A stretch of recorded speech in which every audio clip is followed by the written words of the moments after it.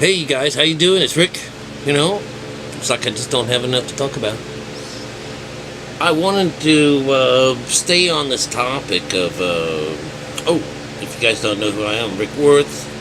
I'm primarily an artist, it's what I do for trade. And on the side, I teach esoteric sciences. And really what that actually does is it uncovers the truth in things that are built of symbolic communications, things that are built out of like a hieroglyphic language that from the outside looks pretty simple. It's kind of hard to read, but if you know what to see, what to look for, and what to listen for, then it reveals a secret. And, in a good numbers of ways, and actually 100% of the ways, it has absolutely nothing to do with religion. So, it becomes more of a cosmic science, as if it's some kind of it's of the invisible, instead of it being like the Word of God, which is something that you would see. It really becomes more of like the world of God, which is something you can't see. But because both of those represent the two kingdoms that are spoke of in our Bible, one is outside of us and one is inside of us. And it's pretty simple. But, because of particular leanings towards certain teachings and the way the clergy and people above us who are in charge of this message in a bottle doesn't allow you to look inside it to see it. Doesn't you be excommunicated, and some people in this world, oh my God, we don't have a place to get buried, oh my God, I've been going to church every Easter Sunday for 50 years, and you mean I'm not going to get buried, because I questioned whether or not that was symbolic. Blasphemy. How dare you even think it? That's the kind of mentality that I run across whenever I give when I go on my little fishing trips.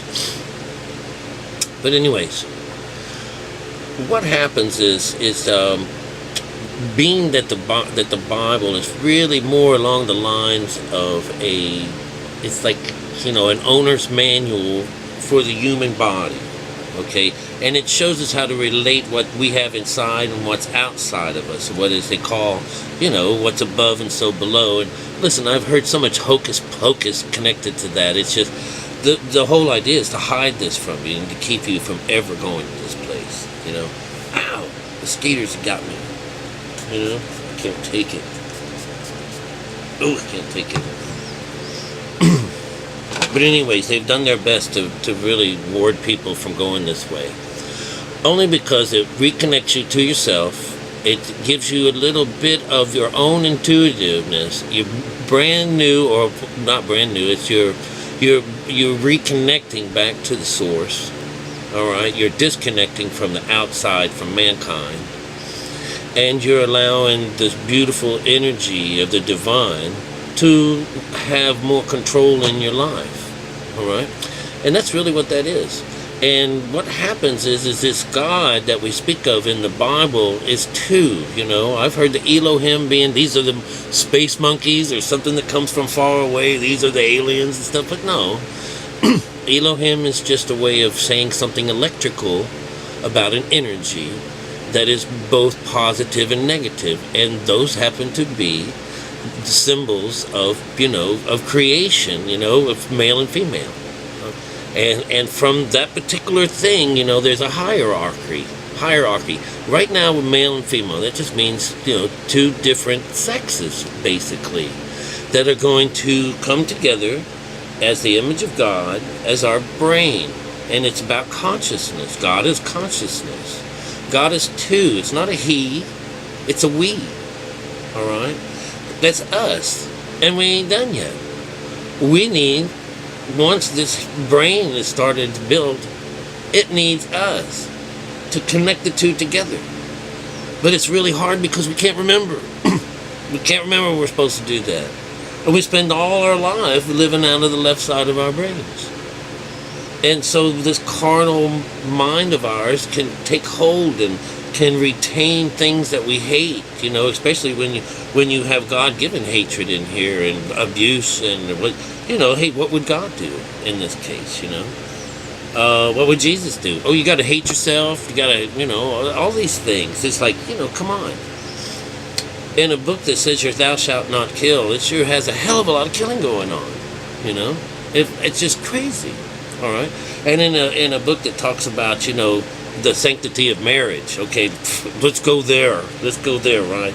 Those motherfuckers are begotten all over the place. I tell you the story of Jacob, right? Jacob and his wife, He has a wife. And we all have our wife. But if we seek outside of the wife, like this, then we're going to the maid, we're going to his emotions. He had sex with this different ladies all the time. In fact, there was one time that he was pawned off so that she could get high, so Rachel could sit around and get high, so that she could go on without him. She had to get rid of the male side. So, it's just the way the stories work. It's just so interesting and fun. Once you start seeing the real side, it takes away the heat from the other side, and you understand that, killing and death and all this stuff is really a metaphor of how to cut what's above from what's below, and that's a meditation term. All right. But what I have here today is I wanted to talk more about mother and father. There's a hierarchy to this, And I know I've mentioned and said, when you worship the Father, you're really worshiping the devil, all right? But in reality, the way the symbolism works out is when it's your Father is the highest side of you. It's absolutely the highest side, all right? But when it's connected, it's mother and father. That's honor mother and father. If you don't honor mother and father, it's husband and wife. We have come down a notch, and now the spirit has been trapped in material side, and now she has to get out. Now to get her out, the only way to do it is to cut off the flesh so that it can be free. So the way the text is that, the divorce text, it comes out, hey, can a male, all right, now that's the lower side, can a male get rid of his wife, What does it says? I wrote this down here. Oh, let me put it in order. All right. The Pharisees ask him, he says, is it lawful for a man to put away his wife? All right. This is what man has when he doesn't have a mother and father. All right, when you have it, it's lower, okay? So here they are on the lower side, and Jesus says, well, what did Moses tell you? He said, well, he didn't really have anything to say about that, and he says, well, that's because you guys have already been told what that's about. That's your hardened heart. That's what you get, And he would say something like this. He would say something, this is your hardened heart. From the beginning of creation, God made them in our image, male and female. We just spoke about this, okay? And it says here, and for this cause shall a man leave his father and mother and cleave to his wife, the lower. This is when he's left the building. This is when you've given up her. You've given up mother and father for a wife, and you cling to her. This side of you is the bad side, all right? You just gave up this other stuff, all right? That's what it means to have a hardened heart, okay? And they're going to try to stop this. This is the whole idea. Let's reverse this, okay? This is even with the Israelites. Let's see what we can do to soften their hearts and stuff like that. So, and of course, it would say that what you were trying to do is you were wanting to bring the twain, to bring the two of them together as one in the flesh. All right, that's the whole point of one and two to cut together, is bringing them into one. All right, But anyways, this is therefore what God has joined together, let no man put us under. So, you know, don't let this lower side of you take away that which is yours, that's truly yours, that is the true mother and father of you, just to cling to your emotional wife side. So that's really what that's about. Stuck to the emotions in such a way that you can't get out, and that traps the soul. You know, that's why the soul is female energy. She's being held in bondage, you know, as she gives birth to, you know, this left side of things. She's the slave girl, you know. But when Rachel finally gets hers, this is the real, when you finally make it over to this side and you have sex with her, you know, have some intercourse with the right side of your brain. She gives birth to Dinah, and Dinah, when it comes around to it, you know, he's just given birth to the entire zodiac group. The 12 apostles are the 12 signs of the zodiac, complete with twins and one gal. All right, it's just beautiful how they write this. All right, so all the males in this, male things are mentioned. This is part of them, but this one female, this one entity, this one energy of what's going to be representing the Virgin Mary, or the Virgos, the constellation of Virgo, has to be born from the beautiful side of us. That's the only way that works. Okay.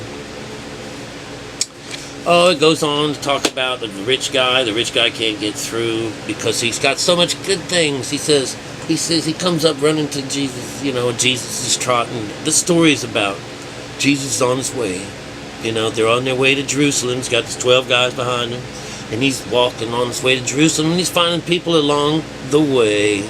And this rich man comes up to him and says, "Oh man, Jesus, what can I do to have everlasting life?" And Jesus says, "Well, do you follow the 10 Commandments? You know, you're not supposed to, you know, be an adulterers. You know, you're supposed to honor mother and father."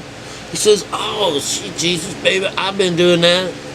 Oh man, yeah, I hear to that. And he says, well, then you're just missing one thing. What? And he says, "I want you to sell everything that you got to the poor people. And I want you to, and then you come back." Oh, what he says is, "I want you to sell all your stuff to the poor, and that will give you treasures in heaven. That will build up your treasures in heaven." And the guy said, "What? I got to do what? And this, so I can follow you?" And he left out of there like he was in total dismay, because this was a rich guy. He said many things. He owns many things. All right. And so this is the parable where, you know, it's easier for a camel to make it through the eye of the needle, you know, this narrow place that we go through, than a rich man. And it's just a really wonderful little story that it shows that we very well enjoy our life in the skin. That this, you know, sometimes that part of us, that soul, that spirit, isn't necessarily trapped. Not necessarily. You know, held against its will. It says, "I like drinking. I like having a good time. I like converting. I like having a great time. I like drinking, smoking, playing karaoke and all that stuff. I want all of this. I love it." You know? But some part of that stuff may not be doing you any good. It might be causing cancer. You know, there's a part of your life that is seated somewhere in you and is growing and rotting someplace, you know, because of the way you think or something like that. So this whole idea of going up and knowing that all you had to do was go up and clean house, that you had your own ability to go up there and take care of your own alcoholism and take care of your own this and that, and you know, all these problems that possibly exist, that your lower mind could possibly have you, called sins, if you are so entrenched to these things that you just won't go. All right? That's a rich man. That's a rich man who's got everything, but he has no spirit. This is what they talk about, you know, when you give your whole world away and sell your soul, you know. It's that simple that you would think that all you have to do is go up, but it might take away something I like, you know, maybe like pornography, you know, oh my God, and then eventually, you know, it just becomes, and it changes your whole life, you know, you no longer go that route anymore, you start saving money, and, you know, and what have you, and I'm not talking from personal experience. I never liked that stuff to begin with, never, but anyhow, as they're going along the ways, he says, what can he do? He says, walk the way. He says, go on with yourself, type of thing. That's the whole idea. What did he say? What's that word we said? He says, go thy way. Go thy way. Sell your stuff. Raise yourself up. When you're done, raise yourself up and come carry a cross with me. All right? He said, that's going to be a lot. That's not going to be really easy to do. Alright, so anyways, the next story is about children, the idea that, you know, there were some children being brought towards him, they were being brought, and his cohorts in crimes were like, oh, what are these children doing here? You know, so what he says, Jesus says, don't say that, bring those children to me. He sets up his next parable. Truly, that if you do not come as a child, the kingdom of heaven is not going to be available to you. So here we have a whole nother set of circumstances. Not only have I told you earlier that we have to hate our moms and dads and all this stuff, you know, in order to make it over to the other side. Here he's saying that you can't make it unless you're a child. Alright? Ain't that cool? Do you know that the child is born inside of you? This is the consciousness. This is what they call oh, that's new age, you know. No, it's the child that has to be birthed to you through this virgin mind. When you finally cross over into the second stages of consciousness, the baby's born. That's it, you know. Mary's there to hold on to it. And guess where the male is? The donkey, all right? Basically, that's the way that goes, all right? And the father, which is really not the father, is going with them up there. It's most interesting. It's way, way cooler than trying to think any of this stuff is being real, all right? It's just how we go about raising our consciousness. And all of this stuff is repeated in the sky above us, you know, like as the sun comes out of Virgo, and it goes in, bounces its cross in Leo, or in Libra, and then goes and gets backbitten in Scorpio, and dies on the cross and the crux of, you know, the Southern Cross. You know, this is the same story. It's the meditation phase, how it goes about from the lower level, and as you raise yourself, once you cut off the skin, once you cut off the male sign, all right? So, I think one of the next stories in this here is about, it's the children. It says, suffer the little children to come to me. The suffering is the idea that those little children have got their souls trapped. That's what it means to have themselves trapped in the flesh, trapped in matter. And he wants them, bring them out. Come out here. Bring them to me. He says, don't spare the rod and spoil the child. You know, people say, I get to beat my kid. I got to discipline my kid. Thank you, Jesus. You know, but no. The rod is the backbone of our body. And if we spare the rod, which means if we don't use the rod, as a kid, we could be taught as a child to meditate. And we would be probably a lot healthier group of people, you know, in this day and age. If this was a world of meditators, you know, instead of like imitators and lip syncing going down, you know, or not, what would we call lip service. That's what the Jesus says about things about going on the outside. You know, he says, I hear you calling for me. I hear you. And you can yell in my ear all day long. I ain't going to hear you because I don't know you. You ain't opened up yourself. You haven't let me join in and be a part of you. And I'm just close as your breath. Motherfuckers. So that's how Jesus is. Jesus talks like that. He does. He talks the way you talk.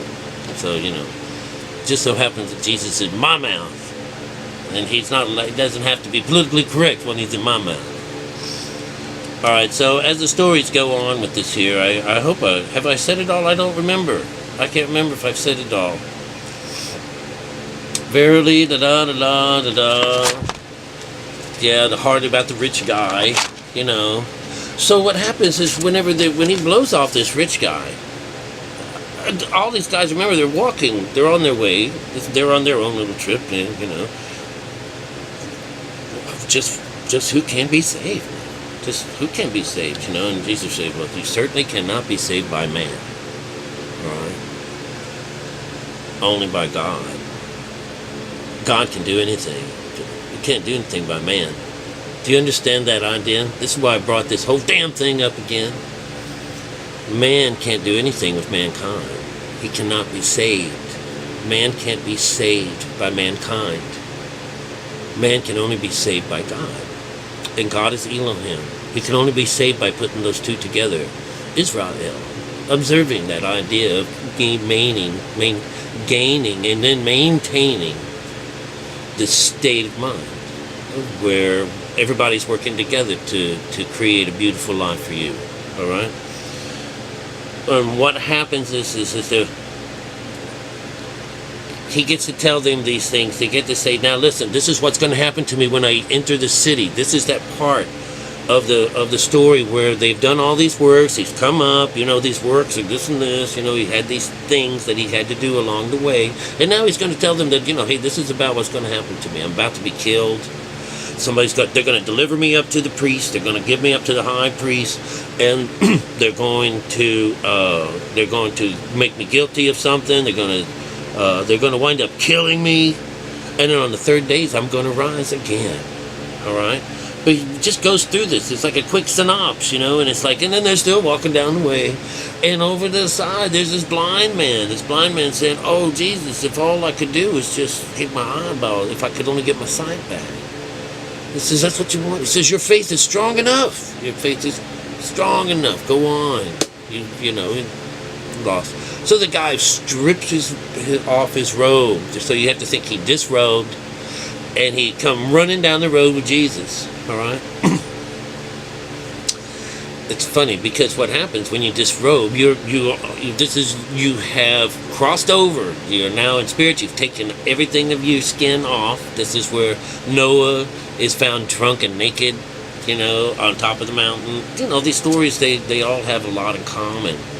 And it's just really funny that I really hope that you could open up your eyes, and this would be opening up your ear to it, all right? Which is kind of fun. So that was a quick little run through of what that guy did to get his sight back. But in a different scripture, what Jesus does is he's being asked. He says and it's really revealing this particular scripture where he says, was it his sins? This man was born blind. All right. Was it his sins? Was he born with this sin? So that's the idea of karma. And if he brought it from before, karma is the idea that we are being reincarnated. All right, and those are both two sins in the Bible, but this is direct references to them. Jesus says neither. And he spits on the ground, this is discontent with the earth, with mankind. And he makes it into spittle, puts it in the guy's eyes. Makes him go and wash it out. This is what's caused his blindness. Mankind, that's what caused it. Isn't that sweet? I mean, isn't that cool? All of this stuff is saying everything about mankind, living out of this side of our faces, our heads and stuff like that, and all we have to do is learn how to pull both it together and work with the whole brain, be a whole brainer, But anyways, I know this is already really long, so I'm going to let you go. I just wanted to show you how that works, the code behind the head, the faith, it's mother and father when you're totally connected. But when you're not, it becomes more like husband and wife. It's the next thing down, or man and wife. That's just how it goes. And because of that, the idea that the lady sits and waits and has to give in to the male whenever he asks, she has to submit. This is the whole idea that this side, our right side, is not allowed to interfere with the other side. It's his decision. It's your decision. I love you guys. I'm going to tell you things that I know that are true. All right? Thanks.